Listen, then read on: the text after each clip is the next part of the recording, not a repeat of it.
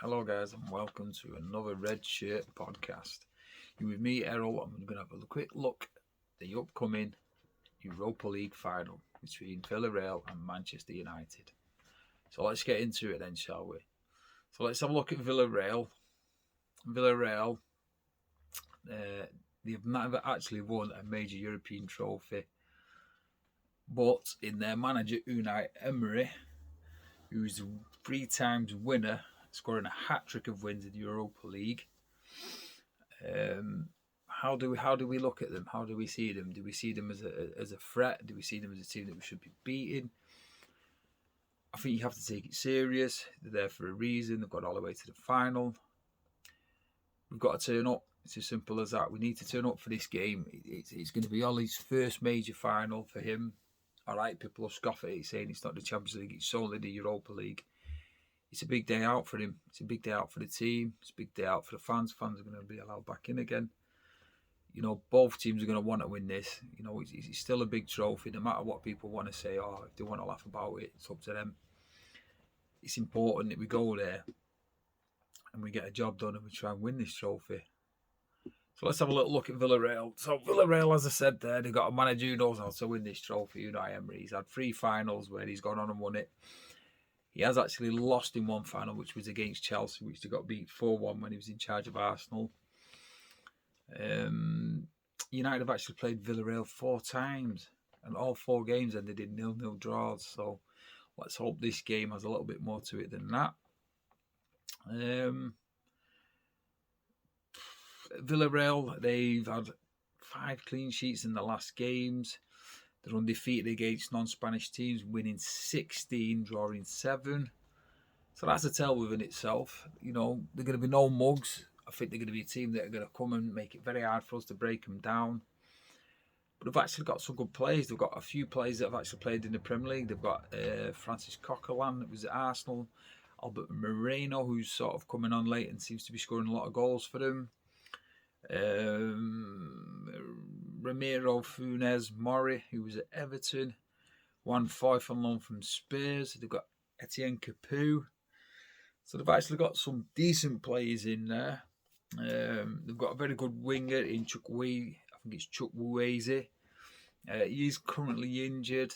Not 100% if he's going to make the final, but if he does, you know, he's going to be one to watch for. Not, you know, 2 other good attacking players. They've got Carlos Bacca and they've got Paco Alcácer, who can, you know, score goals and make it dangerous for us. So let's have a little look at United. United, as we know, won this back in 2016-2017, beating Ajax 2-0. You know, we've come into this year's Europa League on the fallout of not a very successful Champions League campaign. You know, the game against Istanbul, you know, very, very poor result for us. You know, highlighted a few issues that we know with the team. You know, we need a good centre-back, the midfield. You know, some people might point out the keeper, you know.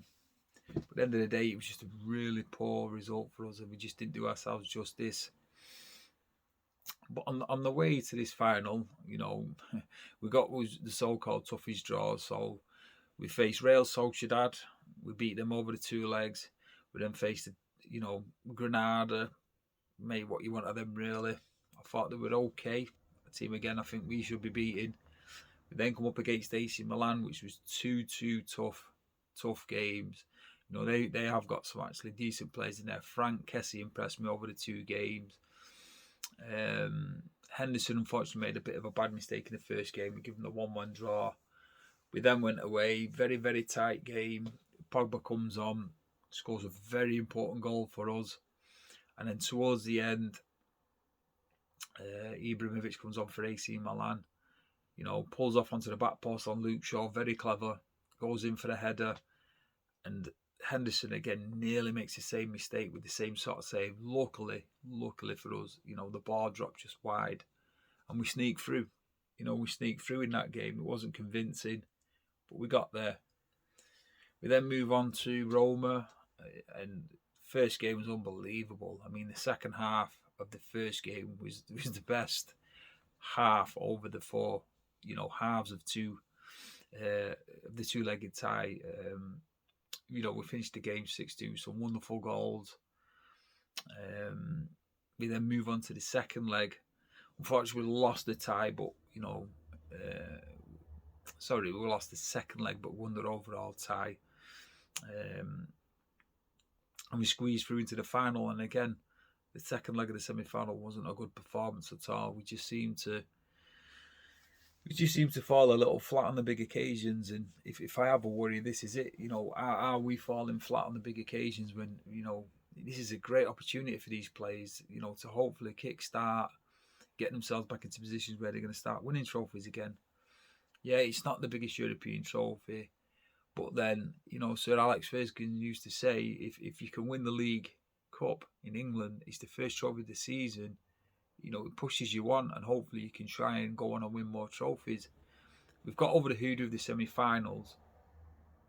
Can we go one more now and clinch that final win, which I think is really important for United? United are actually on a decent run. They've only lost 3 of 17 games outside of England. They've won 10 of those games. So, again, for me, we need to go over there and be positive. Does he play the McFred, midfield? For me, I'm going to jump back to Wolves game. We've seen some good youngsters come in. Elanga did well. Diallo did well. Hannibal came on. But I think what impressed me most was Matic and Van der Beek in the midfield. Now, people will say it was a weak Wolves team. Yeah, maybe so. But I think we've seen the best of Van der Beek in this game. We had a bit more freedom to play with Matic as the holding defender, holding midfielder. So, do we see a Matic coming in and Pogba in there? Probably not, because we know Ollie favours the McFred midfield. Looking at the centre-backs, they're saying that Maguire now, he's probably not going to make it. Who do you think will slot in there now? People will favour Bailey, but I have to say, looking at Tuanzebe in the last couple of games and pointed out by Vernon, my brother, he said, looking at Tuanzebe, he's actually playing in Maguire's position. And to be fair, he's coming and the kid has done really, really well. So maybe he's got an opportunity to come in. The goalkeeping situation, I think with Henderson playing on Sunday, I think it's De Gea all day. I can't see other than De Gea starting. And to be honest, I don't want anybody else than De Gea starting. I think he's got the experience. He's played in these big games before. He's played at international level. You need to put your best keeper in there. So all in all, I think we've got to put the strongest team out, which he showed by resting virtually all his first 11 on Sunday. Pogba, likes of Rashford, Bruno, Cavani, none of them started. I think it's the right decision. Try and give them a little bit of extra time off, let them do the training, let them do the recoveries, and hopefully we can go into this game a little bit more fresher than we have done over the last couple of weeks with an absolute crazy schedule. So coming on the night now, we need to go over there, we need to go and play positive football. Let's go and have a go at them. Let's try and get an early goal, settle into the game. Because I don't think these are going to be a pushover. They're not going to be mugs like people think they will be. I think they're going to come there. Unai Emery's very good at setting teams out. He'll know a little bit about United. He's had, I think it's 5 games against Ollie. And I think they've both won 2, lost 2, drawn 1. So he knows how to get a result against United. He's quite a good tactician. Villarreal, obviously, they're not the best team in Spain, but they're in the final, so we need to take him serious. Anyway, guys, it was just a quick video. Thanks for watching. Always appreciate. Don't forget to like, watch, subscribe, share, all the usuals. But also, why not just put some comments below if there's anything that you guys would like us to put in any future content, or even just comments about any video that we do. And, sometimes we can look at these things and maybe, include it in videos going forward. So thanks again, guys, for watching. See you on the next one.